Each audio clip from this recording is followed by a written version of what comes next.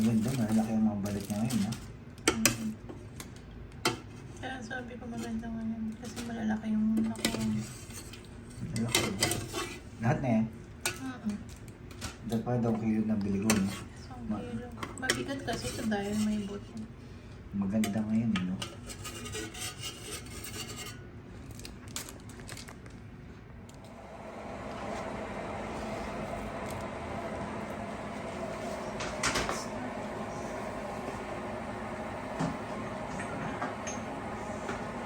Meron siyang banana blossom, sibuyas, at star anise. Ano kaya nilutuin ni Amiga? Abangan natin, ano nilutuin ni Amiga? Star anise lang ba nilagay niyan? Sibuyas, banana blossom at ano ba? Bawang, paminta. Bawang, paminta. Wala tayong buong paminta kaya brown na lang. Yun. Wala namang buong paminta dyan. Wala. Bus na. Ang boss na pala ang buong paminta mo. So brown sugar. Saka brown sugar.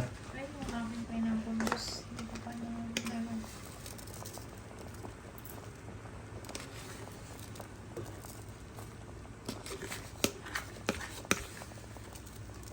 Hindi masyadong... Ay! Ano sa akin naman? Toyo.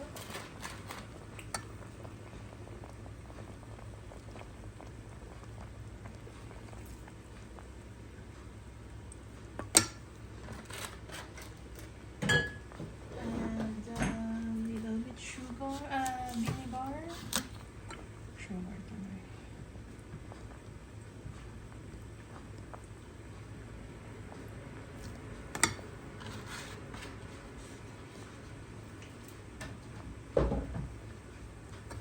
Pakuluin lang yun. Mag-stay to dito. Sug natin yun. Yan, ano kaya yan? Amiga, sabihin mo na kung ano yan. Kumba. Humba. Kumba. Luto si Amiga ng humba. Pata ng Baka. baka. Simmer lang natin. Sarap yan, malaman kasi yung bakang pakita ko. At mga malaman, no? Hindi siya laman eh. Kumbaga parang yan. Makapal na. Maganda daw yan. Kasi collagen. Tama ba, Amiga? Mahilig kami sa paa ng baka, hindi sa paa ng manok. Kasi hindi man siya paa eh. Ang tawag dyan, Amiga? Pata, no? Yan parang legs. Parang kulay. Kulang pa ng kulay. Lagyan pa natin ng toyo. Wala naman itong kalat. Masyadong toyo na to. Wala masyadong alak yan. Lagyan mo, pwede ba oyster sauce yan? Para mas makakulay, hindi. Yung ating pata. Humba.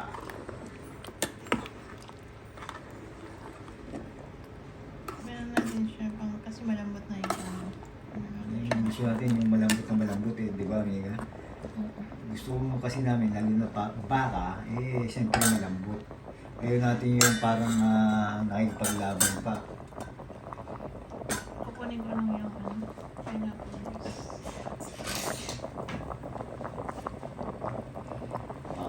Magulo-gulo at amoy na amoy na. Parang ang pata, humba at ang pata tim at humba. Parang isang timta lang niya, Amiga. Ano bang pagkakaiba nun? Pineapple, no? Yung, pero yung ibang pata tim may huliban din. May pineapple din, no? Parang parehas lang. Depende na. Depende kung saan lugar. Depende kung paano yung tawagin. Tawag nila yung kumba. Yung iba tawag nila Malaki. pating. Pero yung isa lang kaya.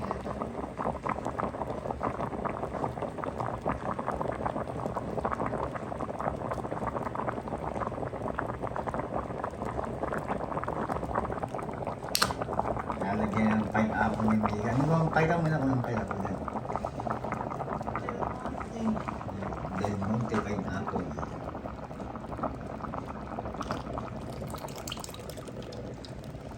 Sa rice cooker na pala niluto ni Amiga yan kasi para lalong mas sinil mo ba bago mo kunin? Slow cook. Para slow cook daw sabi ni Amiga para mas maganda yung lambot niya, no? Yes. Yes. Haluin ko muna. Nawala yung kulong niya kasi na malamig yung pineapple. Ano amoy? Mm. Amoy humba. Nagkukulay pa naman yan mamaya pagka... Yung niluto ni Amigang yan, 1 kilong mahigit yan. Tapos pinili talaga namin ni Amiga Dapat yung... pala ginawa mo na itong 2 kilo para matagal-tagal mo. Kaya dapat 2 kilo. Kaya ngayon ako nag-isip, 2 kilo dapat yan. Pero okay lang. Bibigyan na tayo makapagluto na din. Okay lang naman. Para ibang luto naman. Kasi kadalasan namin yung luto ni Amiga yan, kung ano eh, balbakwa. Pero ito, patatin. Humba. Ano tawagin na. Hindi talaga namin yung malalaking yun. No? Pakita nga natin ulit kung gaano siya kataba at kalaki. Ayan. No? Yeah. Malambot na malambot yan. Tapos may laman yung pinaka-buto niya. Taklabang mo ba ito, Amiga? Hindi. Kasi napalambot na yun. Kailangan natin maiga. Sipsipin.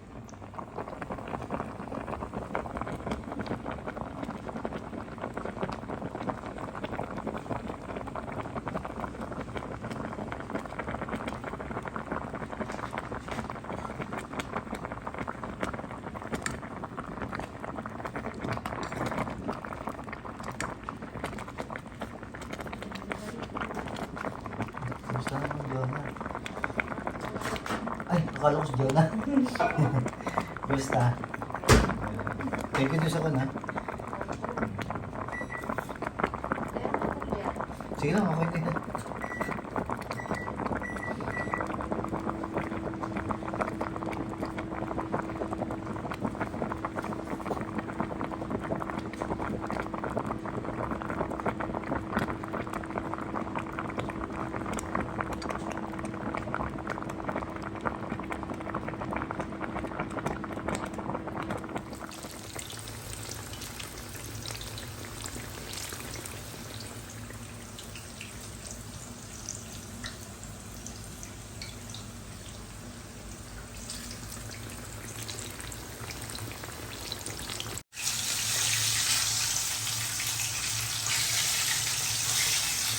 So, malaking tilapia. Ang ilan natin ngayon at nilagang okra, pritong talong at kadose amiga ng buro.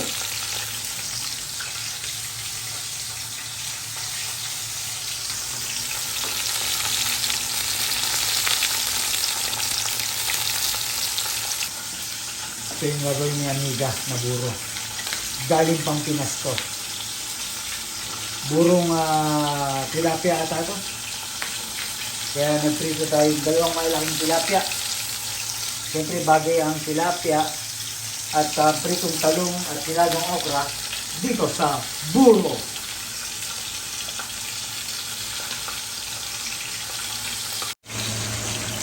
Yan, binultad natin. Ito ang soluto ni Amiga. May dito sa tato. Wow!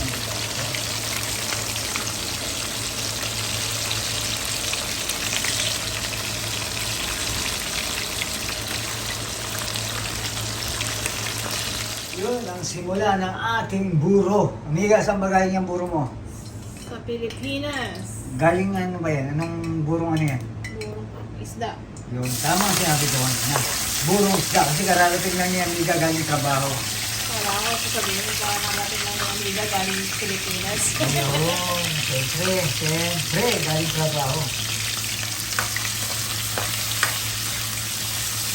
Isa lang tayo ng Luya muna. luya. Ang patanggal ng ban. Maraming luya. Tama ba yung ginawa ko? Yes. Okay. Meron tayo ditong kamatis, bawang at sibuyas. Kasi sinakto ko yung parating ni Amiga kasi galing siya sa trabaho.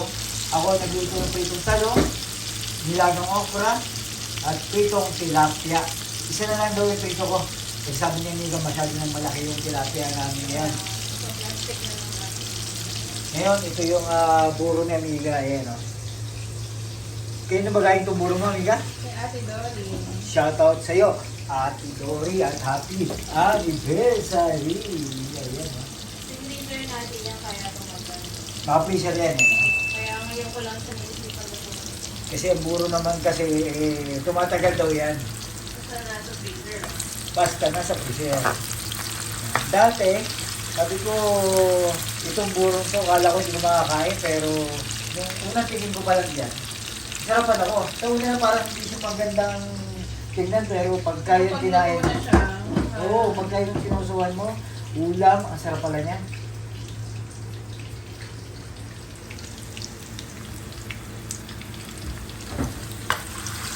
Naglalaway na nga ako eh. Sa buro na yan. Lagay mo na. Ang dapat ilagay, amiga.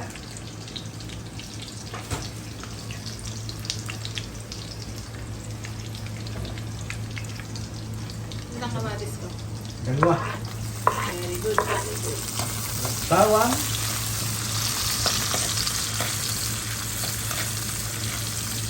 Ayan, yung sibuyas. Sibuyas.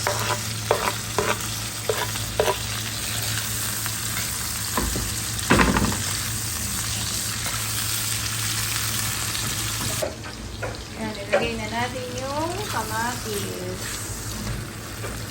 Palaputin lang muna natin yung kamatis bago natin ilagay yung buro. Habang ako ay nagigisa dito, si Don Bilote ay naghuhugas. Ngayon, shoutout sa mga Naghuhugas. naghuhugas dyan. Ayun, no? Sipag-sipag naman, oh. Siyempre, sa lahat ng video ko, lagi ako naghuhugas. Pag nasa kusina kami. At si amiga nga, kararating lang. Kaya siya nakatoka dyan sa kanyang buro. Ang galing Pinas. At itong isda dito, napakalaki daw. Kaya hindi ko na pwede nito. Plastic pala natin. Plastic Balik natin. sa Eh, malaki kasi yung isang isda. Dito rin kalaki. Laki. Ayan. Okay Yung na black, yung isang yeah. namin. Kasi may talong pa kami, tsaka okra. Dalong okra. Tsaka mayroon pang kwan doon. Yung tira natin kagabi na breaded chicken. Ah. Kaya marami tayong pwedeng kunin. Okay na yan. Buti nabutan mo. Hindi ko Okay na to. Okay na to. Oh. Eto na. Yung buro. Sarap niyan. Sa hindi pa sanay kumain ng buro, malamang sa umpisa, akala nyo lang hindi masarap, pero pag natikman nyo, magpapasahin ulit kayo.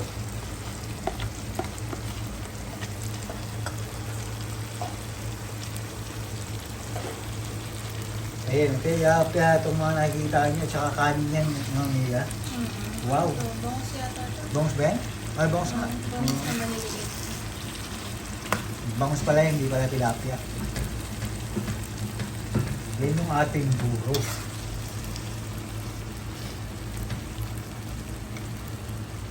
Kung hindi pa napangasawa si amiga, hindi ako makakatigil siguro ng buro. Ganun. Yan siguro hindi. Yan siguro hindi lang bakit tayo naging mag-asawa. Para makatikim ako ng buro ng Pampanga. Sa Pampanga na ba may buro? Hindi ko alam eh. Parang hindi naman yata. Ayan o. Yung amoy niya, Kasi masim-masim. Tapos yung, sabi nga nung iba, parang kwanto eh, yung parang huwag natin banggitin. Pero pag natikman nyo, talagang quality. Masarap.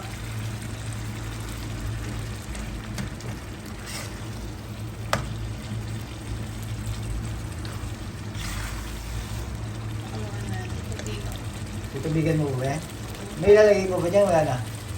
Yan na yan, tubig na lang ulam. Tingnan ko, pag kulang pa siya sa asin, sabi ni Ate Dora, dagdagan daw ng nor... Seasoning. Nor cubes. Hindi, nor tamarind. Tama rin na pang-asin. Tamarind na pang-asin.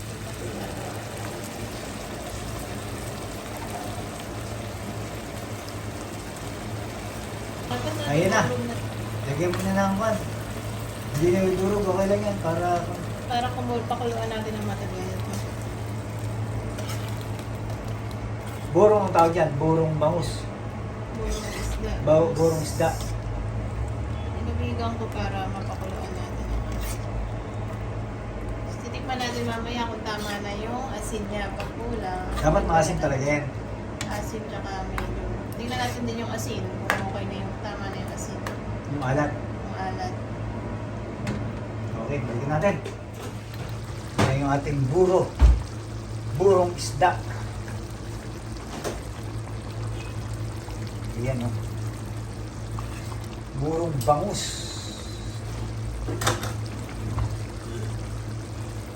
Sa hindi nakakalan ng buro, yan ay may kanin, no, amiga? Kanin, bangus na 3 months mo nang binuro talaga, no? 3 months ba? Hindi pa. Hindi ako sure. Kung gaano matagal nila pinarment yun. Pinaperment yan. Mas maraming Maraming asin. asin.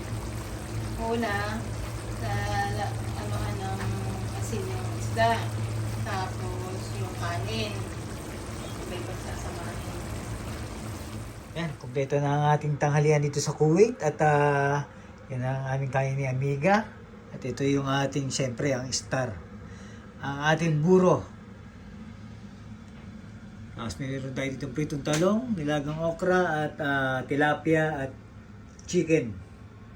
Walang kamatayang chicken at walang kamatayang tilapia. Ayun. Ang ating tanghaliang Kuwait. Ito na, mga amigo at amiga, ang ating tikiman na naman. Ito ang paborito ko, yung tikiman at ito ay ang buro. Ngayon lang ba tayo nakapagburo, amiga, dito sa Kuwait? Oo. Kasi kinakain Ngayon lang natin tayo yan sa Pilipinas eh. Ngayon lang tayo nakapagdala, no? Ito Ngayon lang yung, tayo nakapagdala niyan. matagal na kami dito sa Kuwait ni amiga, pero pagka nilagay mo naman sa freezer daw to, at hindi daw, sigurado, kasi buro nga, Na hindi pa tumatagal. niluluto. Na hindi pa niluluto, lagay mo lang sa freezer. Tignan mo natin yung buro. Maasim. Masig na. Hindi naman talaga nasa yan, maasim, no? At saka, meron tayo dito yung tilapia nga. Sausawan natin to. Yung aking nilagang okra. Hindi ako nagkamay kasi nga, sabi ni Amiga, bakit? Makapit yan sa kamay yung amoy niya. Matagal. Matagal. Kaya Matagal, sabi matagal. ko mag-kutsara siya. So, ito yung isda namin. Ang laking tilapia. Tilapia. Walang kamatayang Tapos tilapia. may sobra pa kami chicken strip. Subukan natin yung talong. May talong pala. Talong. Okra. Subukan natin. Unang subo, mga amigo at amiga, para sa inyo. Sarap. Bagay na bagay. Pero sabi nila, hinahinay lang daw sa pagkain niya kasi nakakataas daw ng BP. Ng bibi. Oo. Ayun, no? Harap.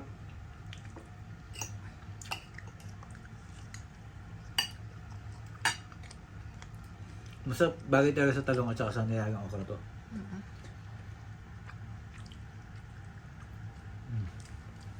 Okay, parang mga amiga. Kaya nagustuhan nyo ang ating video at ang ginawa natin buro ngayong araw na tuloy dito sa Kuwait. At amiga, bitaw mo na sila at diretso ako dito. Please like and subscribe po Don Guidotti channel. Ingat at respeto sa bawat isa. Sarap na yung kain ni Don Guidotti. Diretso na to.